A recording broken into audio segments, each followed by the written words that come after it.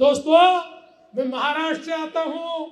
महाराष्ट्र में हमारी सरकार ने लाडली बहन योजना लाई। हमने 1500 रुपया हमारी बहनों के खातों में डालने का निर्णय किया। पिछले 1 साल से महाराष्ट्र की बहनों को पूछ लीजिए, उनके अकाउंट में हर महीने 1500 रुपए आते हैं। अब दिल्ली में भारतीय जनता पार्टी ने तय किया है, भारतीय जनता पार्टी की सरकार आएगी, हर बहन के बैंक खाते में, बैंक अकाउंट में 2500 रुपया हर महीने सीधे अकाउंट के अंदर आएगा। केजरीवाल जी कहते हैं मैं भी 1500 रुपया दूंगा। मैं केजरीवाल जी को पूछना चाहता हूं, केजरीवाल जी, आपने यही वादा पंजाब में भी किया था। अब 2.5 साल हो गए पंजाब में आपकी सरकार है, फूटी कौड़ी भी बहनों को नहीं दी, एक भी वादा आपने पूरा नहीं किया। आपके वादे पर अब दिल्ली की हमारी बहनें किस प्रकार से विश्वास रखे। इसलिए मोदी जी का वादा ये गारंटी होती है, मोदी जी की गारंटी ये गारंटी की गारंटी होती है। मैं आपको बताना चाहता हूं, 5 तारीख को सरकार चुनकर लाइए, इस दिल्ली में भाजपा का मुख्यमंत्री बनाइए। भाजपा का मुख्यमंत्री बनेगा। मुख्यमंत्री बनने के 15 दिन बाद सीधी एक बटन दबेगी और हर महिला के खाते में, बैंक अकाउंट में 2500 रुपया जमा होगा। हर हमारे बुजुर्ग के खाते में 3000 रुपया जमा होगा। हर हमारे ऑटो वाले को, हमारे टैक्सी वाले को 10 लाख तक का बीमा मिलेगा। हमारी महिलाओं को 5 सिलेंडर मुफ्त मिलेंगे।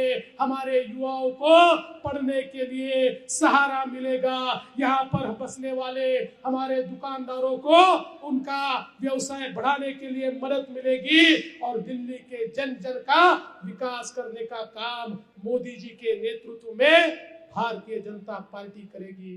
किए गए हमने देखा यहाँ किस प्रकार से तुष्टीकरण किया गया।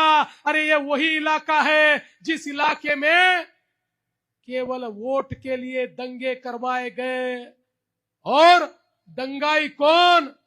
अगर उनका इतिहास देखे तो दंगाई भी इनके, कभी इस पार्टी से कभी उस पार्टी से, ये सारे के सारे लोग एक साथ मिलकर यहाँ पर इस प्रकार की परिस्थिति को पैदा करते हैं कि जिसके कारण एक तुष्टीकरण की राजनीति को यहाँ पर प्रस्तापित करने का प्रयास होता है। दोस्तों, मोदी जी ने तो सबका साथ सबका विकास कहा है, लेकिन साथ साथ मोदी जी ने एक और नारा दिया है महाराष्ट्र में। उस नारे ने जो काम किया आप सबने देखा। मोदी जी ने हमको एक मंत्र दिया और वो मंत्र है, एक है तो सेफ है का मंत्र। एक है तो सेफ है का मंत्र। ये मंत्र अगर भूल गए तो कभी सेफ नहीं बचेंगे।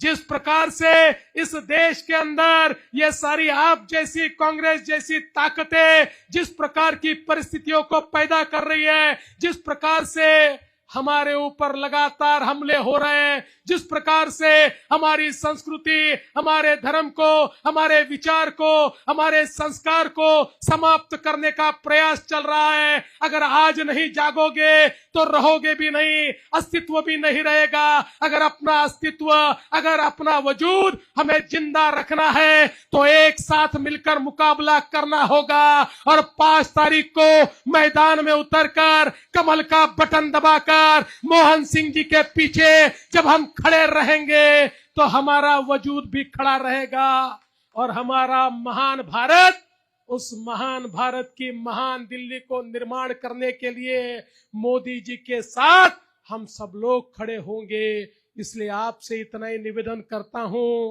उपस्थित पाते हुए मुझे बहुत हर्ष होता है और यहाँ पर उपस्थित सभी को मैं नमस्कार करता हूं, नमन करता हूं। दोस्तों, 5 तारीख को दिल्ली का चुनाव होने वाला है। ये चुनाव भाई प्रवीण जी के भविष्य का फैसला करने वाला चुनाव नहीं है। ये चुनाव भारतीय जनता पार्टी के भविष्य का फैसला करने वाला चुनाव भी नहीं है। 5 तारीख का चुनाव दिल्ली की जनता की आने वाली पीढ़ियों के भविष्य का फैसला करने वाला चुनाव है। 25 वर्षों से कभी कांग्रेस कभी आप इस प्रकार की सरकारों को दिल्ली वालों ने भोगा है। कांग्रेस से प्रताड़ित होने के बाद एक व्यक्ति दिल्ली में आया, दिल्ली वालों से मीठी मीठी बातें की, दिल्ली वालों को बताया मैं तो भ्रष्टाचार से लड़ने के लिए आया हूं, अपने बहन बेटियों की कसम भी खाई और दिल्ली वालों से वोट लेकर 10 साल पहले दिल्ली के मुख्यमंत्री के पद पर ये व्यक्ति आसीन हुआ। और 10 सालों में इस दिल्ली को इस व्यक्ति ने, आपके इस नेता ने, अरविंद केजरीवाल ने क्या दिया?